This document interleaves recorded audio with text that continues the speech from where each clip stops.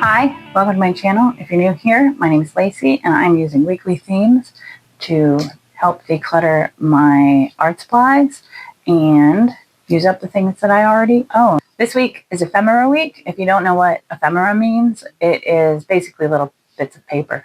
But I have an intro to ephemera week where I go through everything I consider ephemera. It's big in junk journaling, altered art, scrapbooking.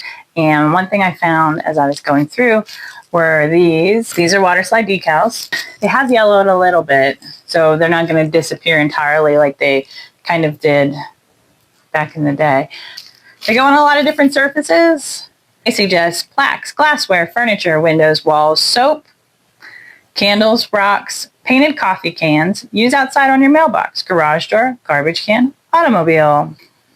Looks hand-painted when applied. They still work. You can find them online in vintage shops. It's a really easy process, so I'm going to walk you through that next.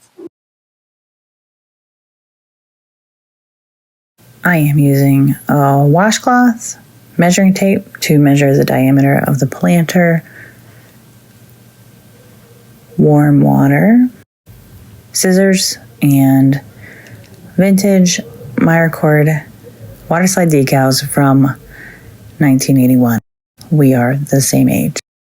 So before I started applying the decals, I wanted to make sure I would have enough for decorating this planter. I measured the long flower decals and I knew it would be a little bit short, but I figured I'd fill in with extra flowers. The decals stick to a lot of different surfaces, so I'm also making some earrings. This process is kind of similar to temporary tattoos. You soak the whole paper and the decal in warm water for 10 seconds. You let it sit for about a minute, less than. It came off really easily, and it'll separate from the paper. And I wasn't sure at first if it was repositionable, but it is as long as it's not starting to dry. However, they are pretty fragile. For the planter, it was a little trickier because you're applying a flat design to a round surface. And even though I measured that it would be about 2 inches shorter, that wasn't exactly the case whenever everything laid out flat. And I also learned the hard way that these will tear.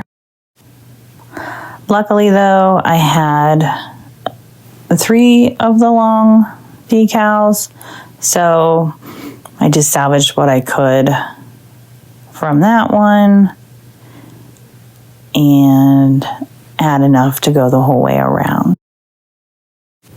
This was a really busy design, so I'm just going to fill in that gap with an extra small flower. So that just needs to be left to dry completely. I also was just looking around for anything else I could put a decal on. And I'm on a big earring kick this week for ephemera week.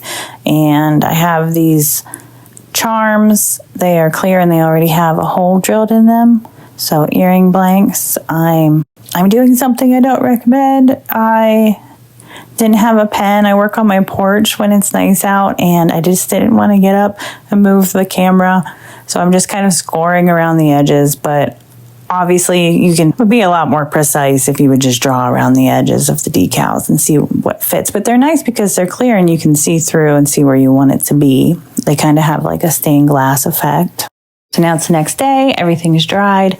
I started messing around. I added some paint, I added some alcohol inks, and I added the planter to the collection. I think if you can find some, it's a really good craft or a really good gift for a plant person in your life. It's a really good craft for the non-artists as well because you end up with a custom design and you don't have to paint and you don't have to draw.